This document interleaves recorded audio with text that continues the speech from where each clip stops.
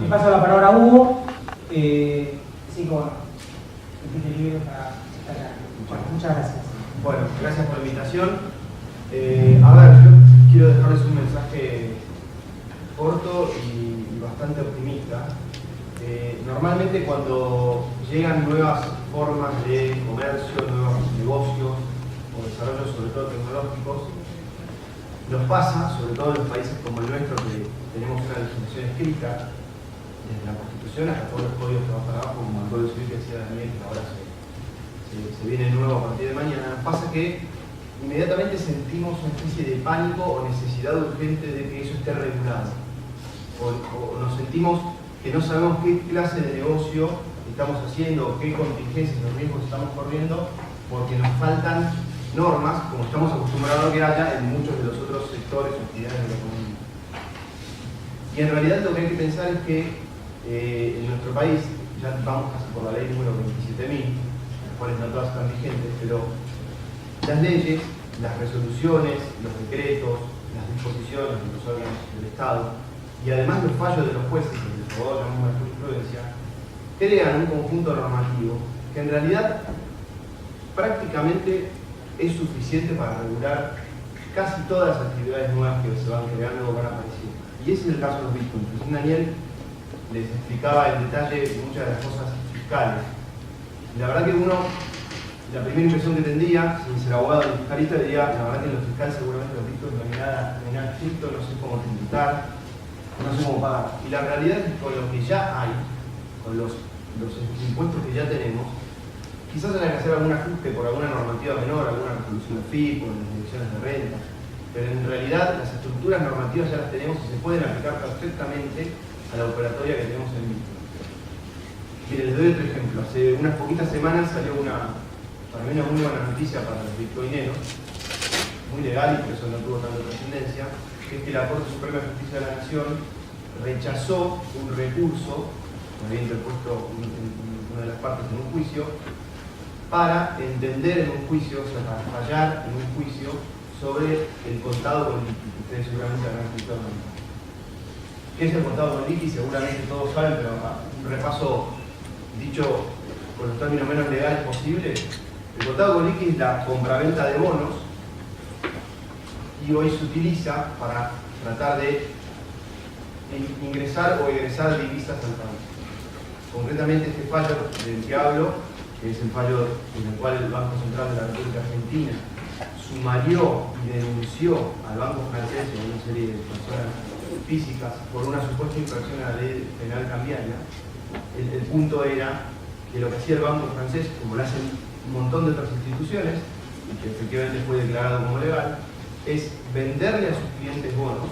Los clientes los pagan mediante un débito de su cuenta corriente en pesos. Luego el banco a su vez le vuelve a comprar y le deposita los dólares en el exterior. Y después está la operación inversa para que ese cliente pueda volver a traer los pesos. Lo que ocurre es que en un contexto de cepo cambiario como el que tenemos hoy, eso se puede utilizar para obtener un mayor valor en la compra-venta de divisas.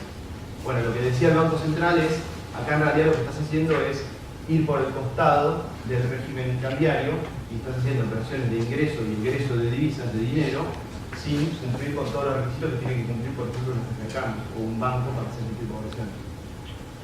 El fallo de primera instancia falló a favor del Banco Central, el fallo de Cámara en segunda instancia había fallado en contra, o sea, había dicho no, la operación del contrato de liqui está fuera del mercado con cambios porque no es dinero, sino que lo que se está transfiriendo son bonos. Y hablábamos de la naturaleza jurídica del Bitcoin y decíamos no es dinero, o sea, hoy tenemos una certeza en Argentina. La certeza es el Bitcoin en Argentina hoy no es dinero. Bueno, finalmente la Corte ratificó lo que había dicho la Cámara y entonces hoy la operación de contado con liqui es una operación totalmente legal que no atraviesa el mercado de comercio. ¿Qué quiero decir con esto? Cuando nosotros operamos con bitcoins, sea cual fuera el lugar de la cadena de bitcoins en la que estemos, incluso como clientes, en el fondo lo que estamos haciendo es prácticamente la misma operación que el contado con liqui. Estamos cambiando, en este caso bienes inmateriales, como bien explicaba Daniel, y después liquidándolos en dinero, en Argentina o en el exterior. Y de hecho, en realidad, lo que hablaba la colega de Koala en el panel anterior, se trata de todas operaciones que difícilmente puedan ser caracterizadas como domésticas. Probablemente la mayoría de estas operaciones sean, o en algún momento, estén fuera de la frontera argentina, de manera digital, ¿no? Con lo cual, esta noticia muy fresca de hace 2 o 3 semanas, que tiene un análisis jurídico complejo, pero lo que quiero significar es una muy buena noticia porque hace al núcleo de las operaciones que diariamente hacemos con nuestros dictos. Que sin saberlo o inconscientemente estamos transfiriendo o traspasando fronteras con bienes inmateriales para después liquidarlos sin dinero. Bueno, sepan que hace 2 o 3 semanas la Corte ratificó un fallo de Cámara que declaraba que este tipo de operaciones, en el caso de los bonos, que claramente son asimilables por no ser dinero en ninguna de las dos cosas en los bitcoins, son legales. Entonces me parece que a partir de ahí hay un montón de certidumbres que nosotros tenemos de acá al futuro sobre cómo trabajar con el bitcoin. Sabemos que la operación, a ver, no es un fallo específico sobre esto, pero sabemos que sobre esta jurisprudencia, estamos hablando de la Corte Suprema de Justicia, podemos empezar a construir unas certidumbres jurídicas sobre nuestras operaciones. Daniel hablaba con claridad de que desde lo fiscal podrá haber detalles que ajustar en la normativa y en la interpretación, podremos asistir a nuevos dictámenes de los fiscos, por ejemplo, sobre los casos tributarios que se planteen de operaciones con bitcoin, pero claramente tenemos una normativa aplicable, no es que tenemos un vacío legal. Andrés puede hablar del tema de firma digital, probablemente ahí sí habrá que hacer un trabajo de cambiar algún pequeño detalle de la ley, pero tenemos un avance como para ello. La Unidad de Información Financiera el año pasado sacó una resolución respecto a los bitcoins y en los propios considerandos de la resolución dice que con esto, con aquella resolución que sacó, queda relativamente salvada toda la injerencia de la UIF, de lo que es el lavado de dinero, respecto a los bitcoins. Ahora hay una intención también de quizás nombrar a quienes operan en bitcoin como sujetos obligados a informar determinadas operaciones. Veremos a qué nivel avanza. Es interesante el trabajo que se está haciendo de las entidades intermedias, de los ONG, en trabajar con la UIF, con el Banco Central, porque hay muchos miedos, muchos mitos que son naturales de cualquier actividad nueva, que en realidad, explicándola, hacen que esas autoridades se den rápidamente cuenta que no hay tanto misterio como parece, y que una autoridad como la Unidad de Información Financiera, que tiene un tema tan sensible como es el lavado de dinero, hasta el momento haya considerado que con esa resolución está suficientemente cubierta la cobertura. Después hay un trabajo con los bancos comerciales con los cuales trabajamos, las empresas que trabajan las empresas con bitcoins, para explicarles esto, porque en un primer momento también hubo una ida y venida entre los bancos, porque claro, tenían algún temor de si debían o no informar, si debían o no mantener las puertas abiertas. Desde lo societario, desde lo contractual, hasta el momento no hemos encontrado mayores dificultades. Las sociedades que operan con bitcoin que hemos constituido han pasado perfectamente por el Ejicote, por las personas jurídicas del interior, sus objetos sociales han sido aprobados, los contratos que estamos firmando funcionan. En general lo que vemos es un ambiente bastante amigable y quizás debiéramos empezar a confiar más en que estamos parados en una situación normativa que es mucho más sólida de lo que pensamos.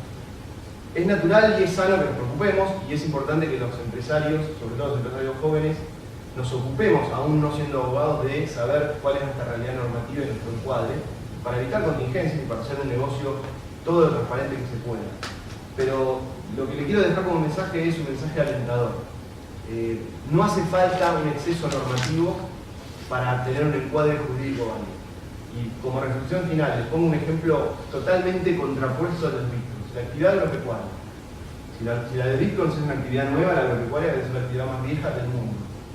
Y si la de bitcoins es una actividad inmaterial, de alguna forma, la agropecuaria debe ser la más tangible del mundo. Una vaca o un poroto de soja. Sin embargo, fíjense que no hay normas o leyes de impuestos a ganancias o de IVA especiales para el agro. Después sí habrá resoluciones de AFIP o de rentas que interpretan o aplican para situaciones particulares del agro ese tipo de normativa. Pero en definitiva la ley de impuestos a ganancias es la misma. En definitiva la ley de IVA es la misma, no hay una ley de IVA de agro. Bueno, esa misma ley es la que tenemos para trabajar con IVA, esa misma ley de sociedades es la que tenemos, perdón, con bitcoins, esa misma ley de sociedades es la que tenemos para trabajar con bitcoins, el mismo código civil es el que tenemos para trabajar con bitcoins, las resoluciones de WIF son las que tenemos y el Banco Central mismo se ha expresado a través de un comunicado oficial diciendo que en realidad hasta el momento no encuentra razones para tener injerencia en el mercado de bitcoin. Con lo cual, para no extenderme más, mi mensaje es: no creamos que estamos trabajando sobre un negocio totalmente falto de normativa y que no tiene bases legales sólidas como para estar tranquilos. hay que estar atentos. El trabajo de las organizaciones es muy interesante en desarrollar con los decisores públicos de cada ámbito nuevas normativas o ajustes en las que existen. Como decía, seguramente Andrés nos va a comentar respecto de la firma, que podría ser un interesante avance, pero hay un espacio de trabajo sólido, con lo cual mi mensaje es de aliento y de seguir trabajando sin miedo y sin prisa, sin pausa pero con prisa. Ahí está, exactamente. Muchas gracias.